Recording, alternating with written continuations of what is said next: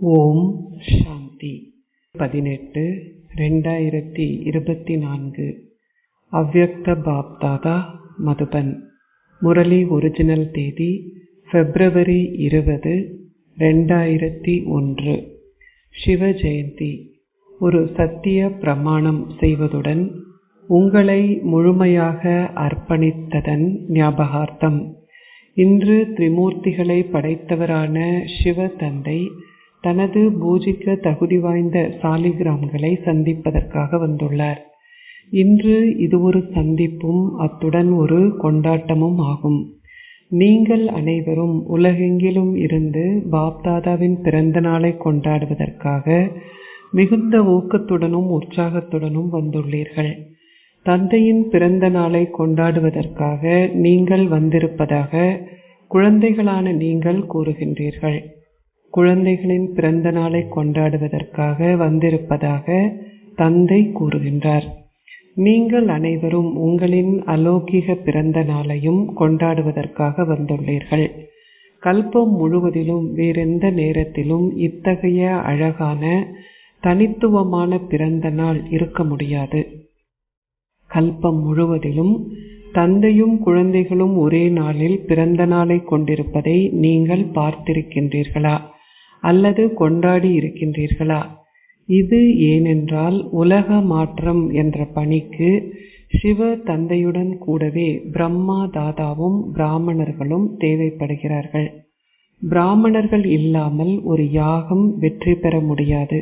இதனாலேயே தந்தையினதும் குழந்தைகளினதும் பிறந்த நாட்கள் ஜெயந்திகள் ஒன்றாகவே இருக்கின்றன. குழந்தைகள் தமது இதயபூர்வமாக தந்தைக்கு வாழ்த்துக்களை தெரிவிக்கிறார்கள். தந்தையும் ஒவ்வொரு பிராமண குழந்தைக்கும் அலௌகீக பிறந்த நாளுக்காக பல பல மில்லியன் மடங்கு வாழ்த்துக்களையும் அத்துடன் இதயபூர்வமான ஆசீர்வாதங்களையும் வழங்குகின்றார். வாழ்த்துக்கள், வாழ்த்துக்கள், வாழ்த்துக்கள். அனைவரும் தமது கைகளை அசைத்தார்கள். மிகவும் நல்லது. நீங்கள் 2 கைகளால் அன்றி ஒரு கையை தட்டுவதை விரும்புகின்றீர்கள். அதிக அளவு சந்தோஷம் உள்ளது. அதனால் உங்களால் உங்களின் கைகளை தட்டுவதை நிறுத்த முடிவதில்லை. அவை இயல்பாகவே அசைகின்றன. உலகிலும் பக்தர்கள் மிகவும் கோலாகலமாக சிவ ஜெயந்தியை கொண்டாடுகிறார்கள். எவ்வாறாயினும் அவர்களின் கொண்டாட்டம் ஓரிரவு நித்திரை இல்லாமல் இருப்பது, அதாவது ஜாகரன் அல்லது ஒரு நாள் விரதம் இருப்பதாகும். குழந்தைகளான உங்களுக்கு ஒரே ஒரு தினத்திற்கு மட்டும் அறியாமை என்ற நித்திரையிலிருந்து விழித்திருக்கும் ஜாகரன் எண்ணத்தை கொண்டிருப்பதில்லை. அவர்கள் ஜாகரன் செய்கிறார்கள். ஆனால் நீங்களும் வைரம் போன்ற இந்த சங்கமயுகத்தில் இந்த ஒரு வாழ்க்கை முழுவதும் விழித்திருக்கின்றீர்கள். நீங்கள் விழித்திருக்கின்றீர்கள் தானே? இப்பொழுது நீங்கள் நித்திரைக்கு செல்ல மாட்டீர்கள் தானே? அல்லது நீங்கள் சிறிது தூங்கி விடுவீர்களா? அச்சா, நீங்கள் தூங்காமல் இருக்கக்கூடும். ஆனால் தூங்கி வழிகின்றீர்கள். இரவு முழுவதும் விழித்திருப்பது எப்படி என்றால் நீங்களும் விழித்திருக்கின்றீர்கள், மற்றவர்களையும் விழித்திருக்க செய்கிறீர்கள். இந்த ஞான வாழ்க்கையில் விழித்திருப்பது என்றால் இருளில் இருந்து வெளியே வெளிச்சத்திற்குள் வருவதாகும். நீங்கள் அனைவரும் இந்த ஆன்மீக விழித்தலை விரும்புகின்றீர்கள் தானே? நீங்கள் பிறப்பு எடுத்து உங்களின் பிறந்த நாளை கொண்டாடிய கணத்திலிருந்து என்ன சத்திய பிரமாணங்களை எடுத்திருக்கின்றீர்கள்? உங்களுக்கு அவை நினைவிருக்கின்றனவா? குழந்தைகளான நீங்கள் கூறுகின்றீர்கள், அவற்றை நினைப்பது மட்டுமன்றி எமது வாழ்க்கைகளும் இயற்கையான சத்திய பிரமாணம் ஆகியுள்ளன. எமது வாழ்க்கைகள் தூய உணவு, தூய்மையான தொடர்புகள், தூய எண்ணங்கள் உடையவை ஆகியுள்ளன. இவை 1 அல்லது 2 மாதங்களுக்கு மட்டுமல்ல. ஆனால் இந்த சத்திய பிரமாணங்களை எமது வாழ்க்கைகளில் நாம் சிறிது சிறிதாக கடைபிடிக்க ஆரம்பித்துள்ளோம். அவை இயல்பானதாகவும் எமது சுபாவமாகவும் ஆகியுள்ளன. நீங்கள் உங்களின் சுபாவத்தை தூய்மையாக ஆக்கியுள்ளீர்கள் தானே? உங்களின் சுபாவம் அப்படி ஆகியுள்ளதா அல்லது நீங்கள் அதை அப்படி ஆக்க வேண்டி உள்ளதா? அது அப்படி ஆகியுள்ளதல்லவா? இணங்கினால் தலையசையுங்கள். அவ்வளவுதான். அது எப்படி ஆகியுள்ளதா? உங்களின் சுபாவத்தில் தூய்மையின்மை முடிந்து உங்களின் வாழ்க்கைகளில் தூய்மை வெளிப்படுகிறதா? நீங்கள் இப்பொழுது வைரம் போன்று பெருமதி வாய்ந்த சிவ ஜெயந்தியையும் சாலிகிராம் ஜெயந்தியையும் கொண்டாடி உள்ளீர்கள். வெளிநாடுகளிலும் உள்நாட்டிலும் உள்ள குழந்தைகளும் அதே நேரத்தில் அதை கொண்டாடுகிறார்கள். உங்களுடன் தந்தையுடனும் கூடவே அவர்கள் அனைவரும் மிகவும் சந்தோஷமாக இருப்பதை பாப்தாதா பார்க்கின்றார்.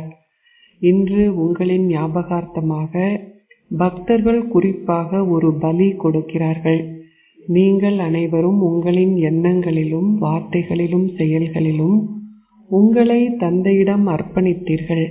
அதன் ஞாபகார்த்தமாக பக்தர்கள் தங்களை பலி கொடுப்பதில்லை.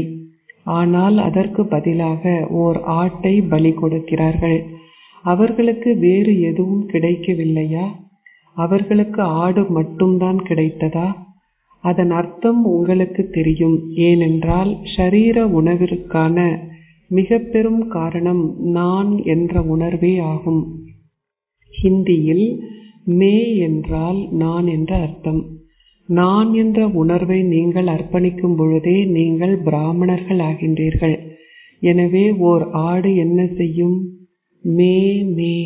எனவே இது நான் என்ற ஷரீர உணர்வின் அடையாளமாகும். ஷரீர உணர்வின் நான் என்ற உணர்வானது மிகவும் சூட்சுமமானது. அத்துடன் பல்வேறு வடிவங்களையும் கொண்டது. நான் என்ற முதல் உணர்வானது நான் ஒரு ஷரீரம், நான் இன்னார் என்பதாகும். அதன் பின்னர் நீங்கள் மேற்கொண்டு முன்னேறும் பொழுது, உறவு முறைகளில் நீங்கள் அகப்பட்டு கொள்ளும் பொழுது நான் என்பதன் வெவ்வேறு வடிவங்கள் ஏற்படுகின்றன. அதன் பின்னர் நீங்கள் மேற்கொண்டு முன்னேறும் பொழுது பதவியின் நான் என்ற வெவ்வேறு வடிவங்கள் ஏற்படுகின்றன. அதைவிட சூட்சுமமானது என்னவென்றால் உங்களின் சொந்த சிறப்பியல்பின் நான் என்ற உணர்வு. இது உங்களை மேலே இருந்து கீழே கொண்டு வந்து விடுகிறது. உங்கள் ஒவ்வொருவரிடமும் ஒரு சிறப்பு இயல்பு உள்ளது. அது புற ரூபத்திலோ அல்லது சூட்சுமமான ரூபத்திலோ எப்படி இருந்தாலும் ஒரு சிறப்பு இயல்பு இல்லாத ஒரு மனிதர் கூட இல்லை. இந்த ஞான வாழ்க்கையிலும் ஒவ்வொரு பிராமணருக்கும் நிச்சயமாக குறைந்தபட்சம் ஒரு சிறப்பு இயல்பாவது இருக்கும். எவ்வாறாயினும் இந்த ஞான வாழ்க்கையில் சிறப்பியல்பானது இறைவனால் அருளப்பட்ட பரிசாகும். இது இறை பரிசாகும்.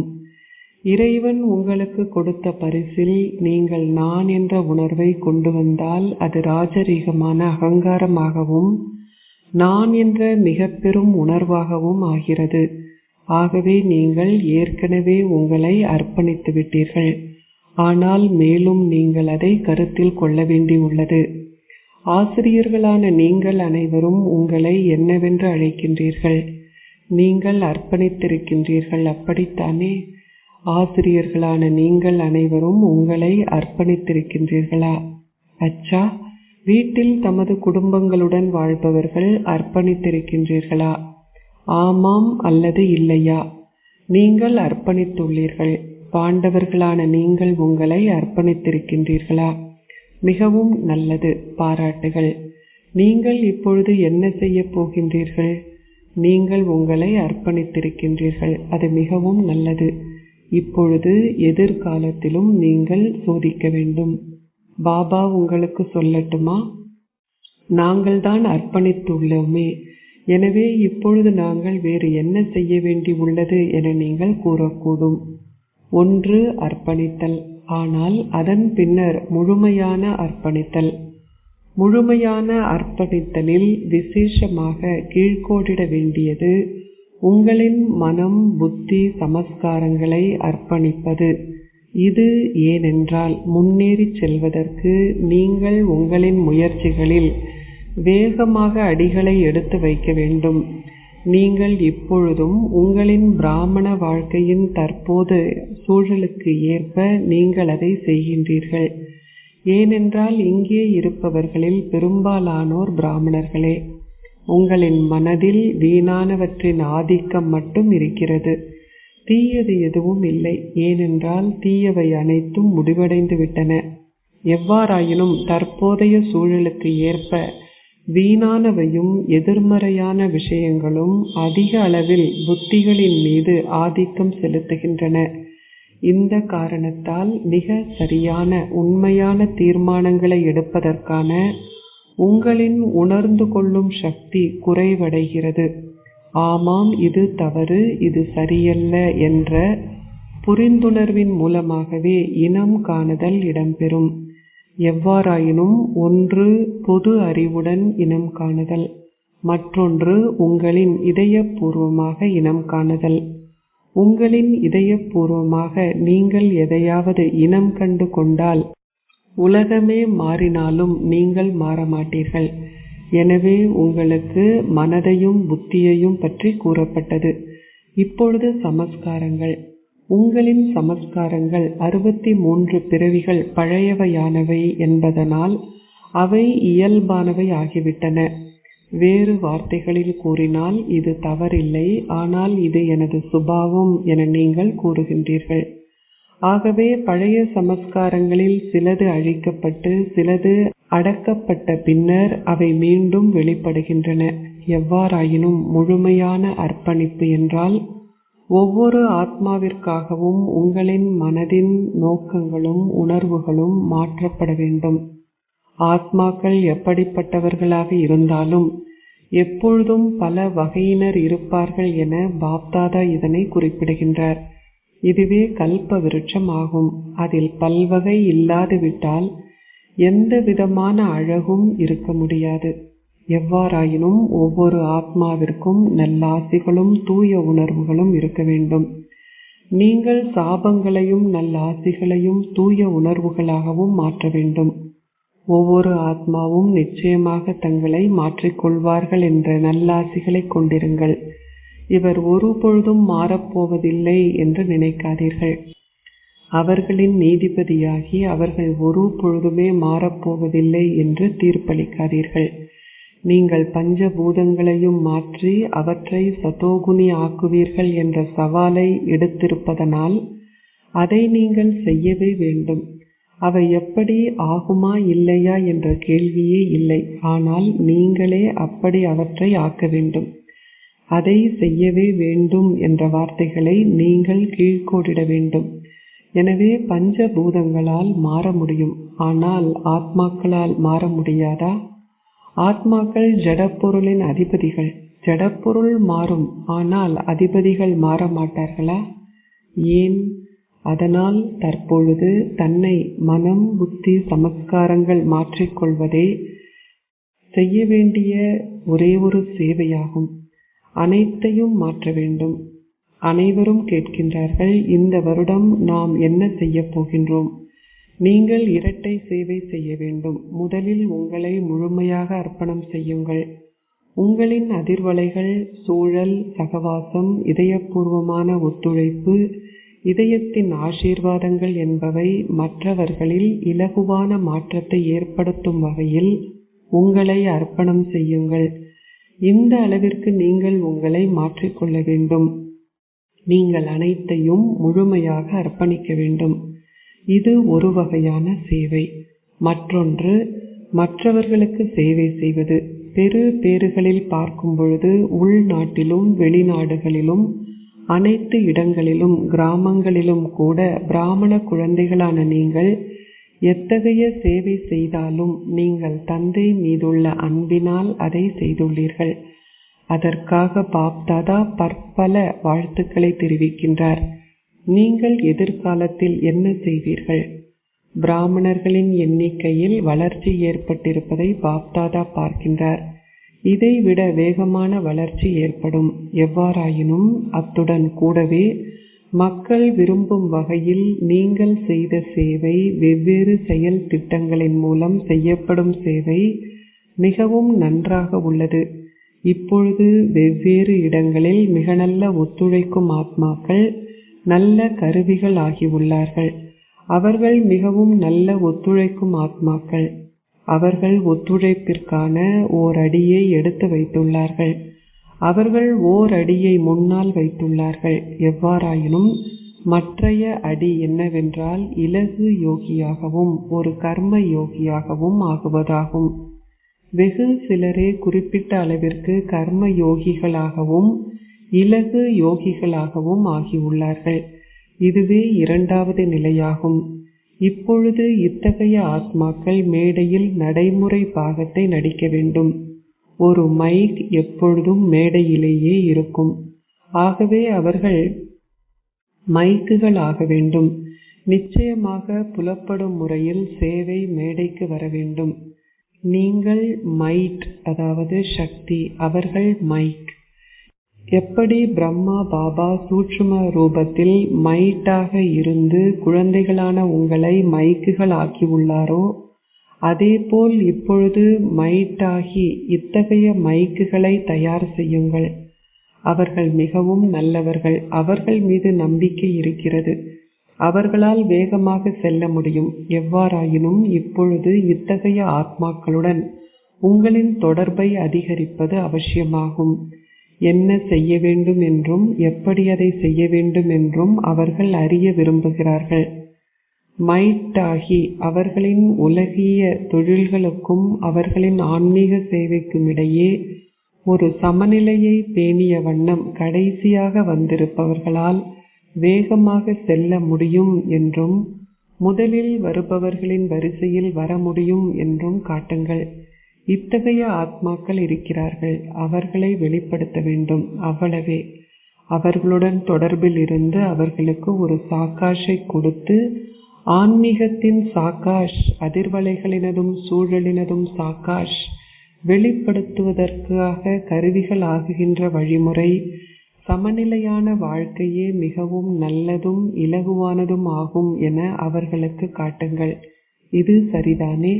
நீங்கள் இப்பொழுது என்ன செய்ய வேண்டும் என்பதை கேட்டீர்கள்தானே? சிறிய பூங்கொத்துகளை தயார் செய்யுங்கள்.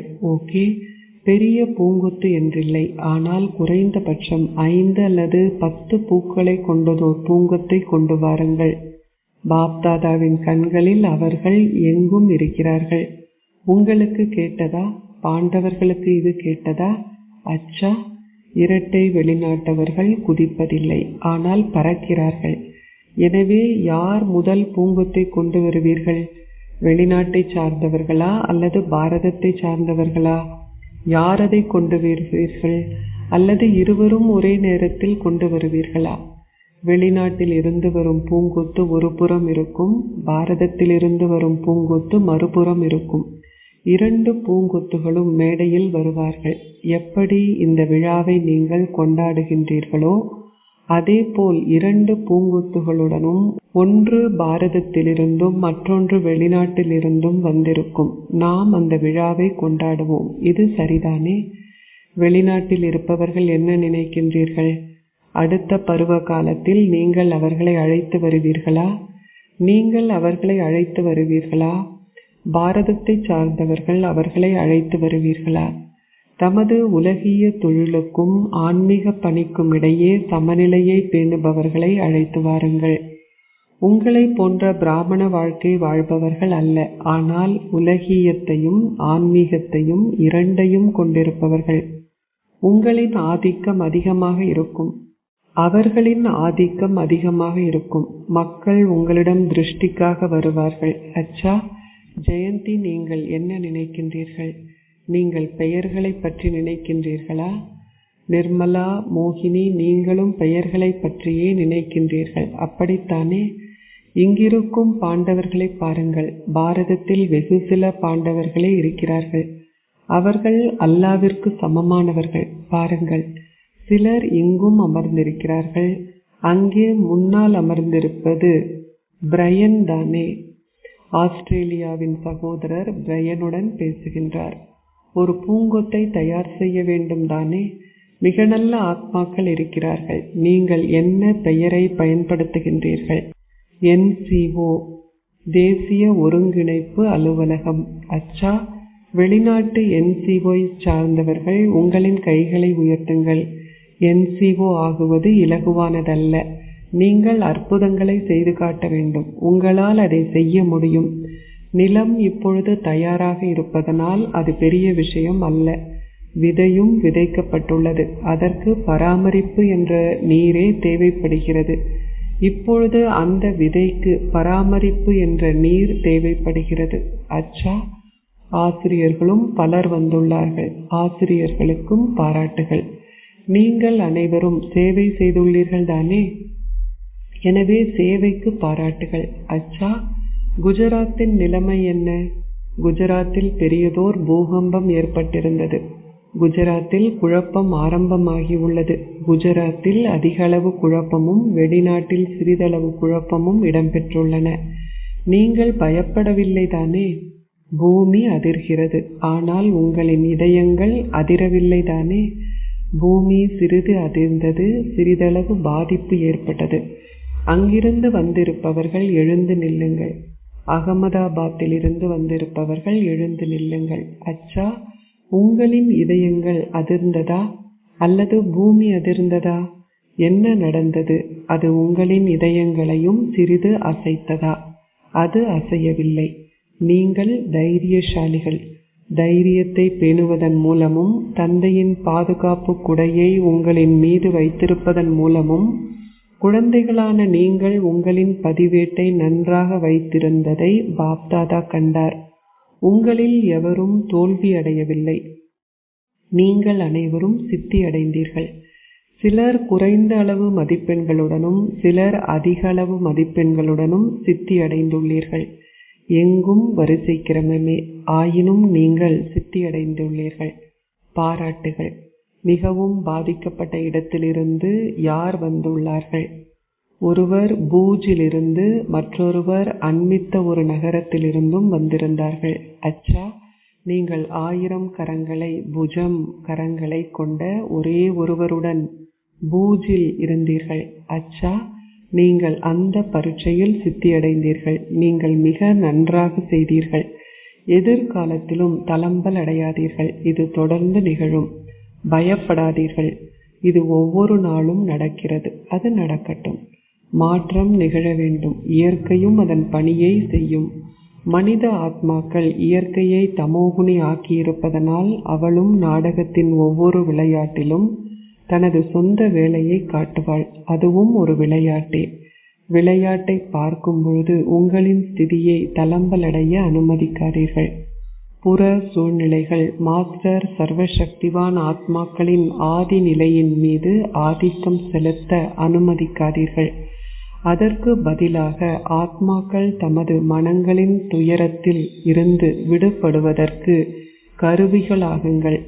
ஏனென்றால் தியானத்தின் மூலம் மட்டுமே உங்களால் மனதின் கடும் துயரத்தை முடிக்க முடியும். மருத்துவர்கள் தமது பணியை செய்வார்கள். விஞ்ஞானிகள் தமது பணியை செய்வார்கள். அரசாங்கமும் தனது பணியை செய்யும். அவர்களின் மனங்களில் உள்ள கடும் துயரத்தையும் பதட்டத்தையும் முடிப்பதே உங்களின் கடமையாகும். பதட்டத்தில் இருந்து விடுபட்ட வாழ்க்கை தானத்தை கொடுங்கள். ஒத்துழைப்பை கொடுங்கள். தற்சமயம் உள்நாடும் வெளிநாடுகளும் அனைவருக்கும் ஒத்துழைக்கிறார்கள். அனைவருமே ஒத்துழைக்கிறார்கள். அத்துடன் தமது ஒத்துழைப்பை வழங்குகிறார்கள் தானே. அவர்கள் மிக நல்ல பணியை செய்கிறார்கள். இது என்ன நாடாக இருந்தாலும் அல்லது யாராக இருந்தாலும் அவர்கள் அனைவருக்கும் பாரத தேசத்தின் மீது அன்பு உள்ளது என்பதையே அது காட்டுகிறது. அவர்கள் அனைவரும் தாம் செய்ய வேண்டியதை செய்கிறார்கள். நீங்கள் உங்களின் பணியை தொடர்கின்றீர்கள். தீ பிடிக்கும் பொழுது தீ அணைப்பு படையினர் பயப்பட மாட்டார்கள். ஆனால் அவர்கள் அந்த தீயை அணைப்பார்கள்.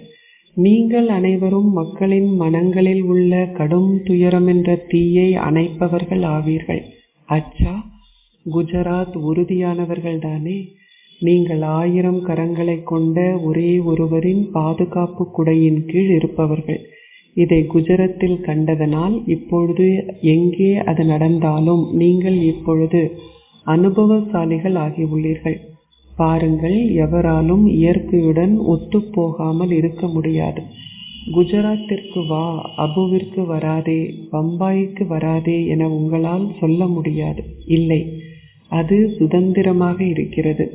எவ்வாறாயினும் நீங்கள் அனைவரும் உங்களின் சொந்த ஸ்திதியை ஆட்டி அசைக்க முடியாததாக வைத்திருக்க வேண்டும். அத்துடன் உங்களின் மனதினதும் புத்தியினதும் இணைப்புகளை தெளிவாக வைத்திருக்க வேண்டும். உங்களின் இணைப்புகள் தெளிவாக இருக்கும் பொழுது நீங்கள் தொடுகைகளை பெறுவீர்கள்.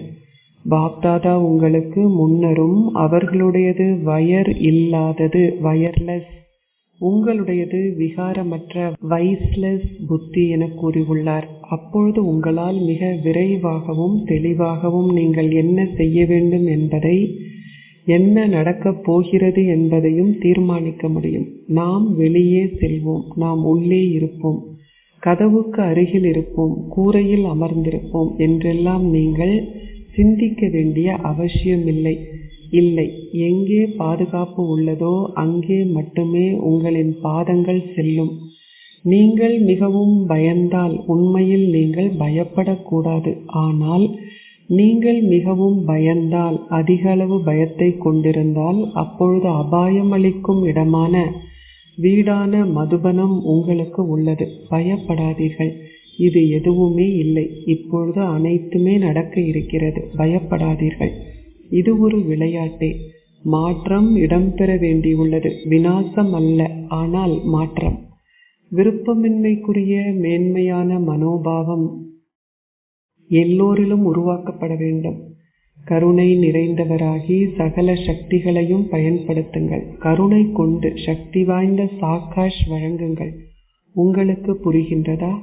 உங்களால் ஒரு வினாடியில் உங்களின் மனதையும் புத்தியையும் ஸ்திரமாக்க முடிகின்றதா? நில் என்று சொன்னதும் அவை நிற்க வேண்டும். இப்பொழுது ஒரு வினாடியில் உங்களின் மனமும் புத்தியும் முற்றிலும் ஒருமுகப்பட்டு ஒரு புள்ளியாக வேண்டும். ஒரு புள்ளியில் அமிழ்ந்திருங்கள். அச்சா, பாப்தாதா அபியாசத்தை செய்வித்தார். எங்குமுள்ள அதி மேன்மையான பிராமணர்களுக்கும் தமது சத்தியத்தை பேண வேண்டும் என்ற திட சங்கற்பத்தை கொண்டிருக்கும் எங்குமுள்ள ஸ்திரமான ஆத்மாக்களுக்கும், சுய சேவைக்கும் மக்களுக்கு நன்மை செய்யும் சேவைக்கும் முழுமையான தைரியத்தையும் உற்சாகத்தையும் கொண்டிருக்கும் எங்குமுள்ள மகத்தான சேவையாளர் ஆத்மாக்களுக்கும் இன்றைய சிவ ஜெயந்திக்கு வைரம் போன்று பெருமதியான ஜெயந்திக்கு, அன்பான மற்றும் தனித்துவமான ஜெயந்திக்கு வாழ்த்துக்கள். இத்துடன் கூடவே ஆசீர்வாதங்களும் அன்பும் நினைவுகளும் நமஸ்தேயும். ஆசீர்வாதம்: உங்களின் இதயமானது தந்தையின் அன்பால் நிறைந்திருப்பதன் மூலம் சகல கவர்ச்சிகளில் இருந்தும் விடுபட்டு இருக்கும் உண்மையான அன்பான ஆத்மா ஆகுவீர்களாக. குழந்தைகளான உங்கள் அனைவருக்கும் தந்தை சமமான அன்பையே வழங்குகின்றார். ஆனால் குழந்தைகளான நீங்களோ உங்களின் சொந்த கொள்ளளவிற்கு ஏற்பவே அந்த அன்பை எடுத்துக் கொள்கிறீர்கள். நாளின் ஆரம்பத்தில் அமிர்த வேளையில் தந்தையின் அன்பை எடுத்துக் கொள்பவர்கள் வேறு எவரின் அன்பினாலும் கவரப்படுவதில்லை. ஏனென்றால் அவர்களின் இதயங்களில் இறை அன்பு உள்ளது. அவர்களின் இதயங்களை அன்பினால் முற்றிலுமாக நிரப்பாவிட்டால் அவர்களின் இதயங்களில் சிறிது இடைவெளி இருப்பதனால் மாயை வெவ்வேறு அன்பின் ரூபங்களில் அவர்களை கவரும். ஆகவே உண்மையான அன்புடையவர்களாகி இறை அன்பால் நிரம்பி இருங்கள். ஸ்லோகம்: தமது சரீரம், பழைய உலகம், பழைய ஷரீர உறவுகள் அனைத்திற்கும் அப்பால் பரப்பவர்களே இந்திரபிரஸ்தில் வசிப்பவர்கள் எனப்படுவார்கள். ஓம் சாந்தி. அறிவிப்பு: இன்று மாதத்தின் 3ஆம் ஞாயிற்றுக்கிழமை, சர்வதேச யோகா தினம். பிராமண குழந்தைகள் அனைவரும் குறிப்பாக மாலை 6:30 முதல் 7:30 வரை கருணை நிறைந்த தந்தையுடன் இருந்து மாஸ்டர் கருணை நிறைந்தவர் என்ற ஸ்திதியால் யோக தபஸ்யாவில் இருந்து ஆத்மாக்கள் அனைவருக்கும் தூய்மை சக்தியை வழங்குங்கள். சூழலில் தூய அதிர்வலைகளை பரப்பும் சேவையை செய்யுங்கள். ஓம் சாந்தி.